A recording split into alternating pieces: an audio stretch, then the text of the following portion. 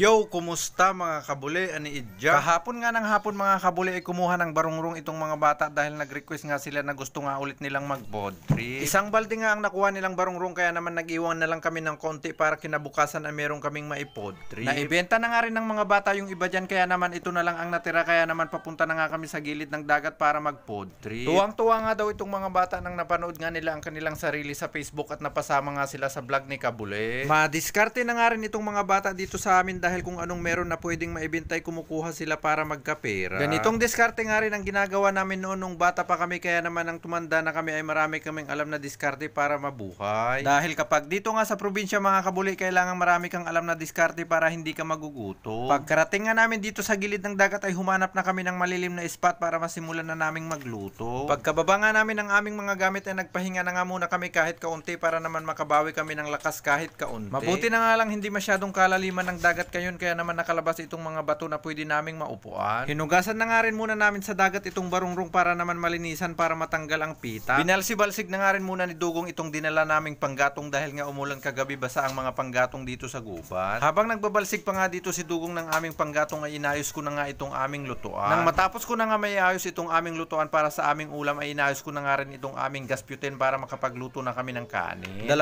kilong bigas na nga itong dinala namin dahil nung last food trip nga namin kasama itong mga bata ay nabitin sila sa kanin pati dahon ng saging ay kamuntik masimot.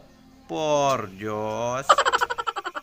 Nang may salang na nga namin itong aming kanin ay pinagtulong-tulungan na nga namin itong aming pangulam para madaling maluto. Lahat ng gawain talaga ay napakadaling matapos kapag marami kayo at nagtutulungan. Iluluto nga pala namin sa gata itong dala naming barungrong kaya naman kailangan muna namin silang tuliin. Tinanggalan nga lang namin ng dulo itong barungrong para kapag naluto sa gata ay sulto-sultop na lang ang labanan. Sabi nga ni Dugong para kaming magpapakain ng kalding sa sobrang dami ng kinuha naming dahon ng malunggay. Ang sabi ko naman eksakto lang yan dahil mga bata nga itong mga kasama natin para masanay silang kumain ng gulay. Pagkatapos nga namin nataltal lahat itong barungrong ay inugasan na nga namin ulit dito sa dagat. Hinugasan nga ulit namin dito sa mineral na bigay ni Water Purless Refilling Station para siguradong malinis. Nang ready to cook na nga itong mga barungrong ay ni-ready na nga rin ni Dugong itong aming mga pangrekado para sa aming lulutuing ginataan. Rinamas-ramas at kinamus-kamus ko na nga itong dala naming kinayod na jug para lumabas ang gata. Hindi pa man naluluto itong aming sinalang na kanin ay naubusan na nga ang aming gas butane. Nilagyan na nga muna namin ng asin yung takip ng kaldero pagkatapos isinalang nga ulit namin dito sa kahoy para maganda ang pagkaluto. Nang maluto na nga rin ang aming isinalang na kanin ay sinunod na nga rin namin itong aming pangulam na ginataang barungrong. Nang kumulo na yung gata ay sinalpak na nga namin ang mga pangunahing sangkap sa pagluluto. Asin, sibuyas, bawang, luya lang naman yan at magic sarap pagkatapos nilagay na nga namin itong barungrong. Napakarami rin yung barungrong dito sa aming lugar kaya naman kung gusto naming mag-ulam ng barungrong ay punta lang kami sa palisdaan para mamulo. Nang mailagay na nga rin namin lahat ng barungrong ay nilagay na nga rin namin itong bunga ng siling haba at saka dahon ng malunggay. Hinalo-halo at kiniwar-kiwar na nga rin muna dyan ni Dugong pagkatapos nilagyan na nga namin itong pamintang narma. Mas masarap nga itong barungrong kapag medyo malapot ang sabaw kaya naman tinakpan na muna namin ito para mas madaling maluto. Dahil nga burong-burong ang aming panggatong ay napakadali ring naluto itong aming niluluto. Lutong-luto na nga itong ginataan naming barungrong kaya naman ipinalkob na ni Dugong itong mangisitan naming kaldero dito sa dahon ng saging. Bakit kaya mga kabuli tuwing kami ay nagluluto ng kanin kapag kami ay nagpo-food trip palagi na lang may tutong? Baka naman alam nyo mga kabuli kung bakit at baka alam nyo ang solusyon, pa-comment naman po dito sa video. Para nga sa susunod na pag-food trip namin ay ma-perfect na nga rin namin ang pagluluto ng kanin sa wakas. Dito nga mga kabuli ay nagdasal na nga rin muna kami bago kumain bilang pasasalamat sa pagkain na nasa aming harapan na bigay ng ating ama na nasa itaas.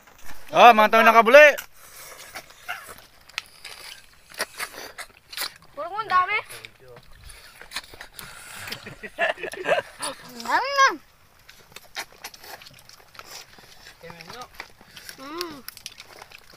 Kami eh. Laki, oh laki. Nok, kanda nok. Umihinga.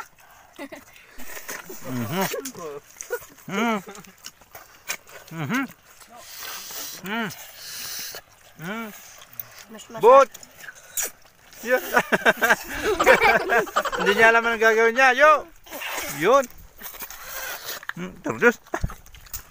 Habang kami nga ay kumakain at sumanapsap ay gusto nga lang ulit namin magpasalamat sa inyo mga kabuli dahil sinubaybayan nyo na naman itong aming munting pelikula hanggang dito sa dulo. Sa mga walang sawang tumatangkilik ng aming mga munting pelikula mula noon hanggang ngayon maraming salamat po. Dahil nga sa inyong walang sawang pagtangkilik sa aming mga video at sa inyong walang sawang pagsuporta ay mas ginaganahan kaming gumawa ng mas marami pang video na makapakalis. Sana bago matapos itong aming video mga kabuli ay huwag nyo na naman kalimutang i-like at i-share itong aming video. Hanggang dito na lang po, kita-kits na lang po ulit tayo next episode.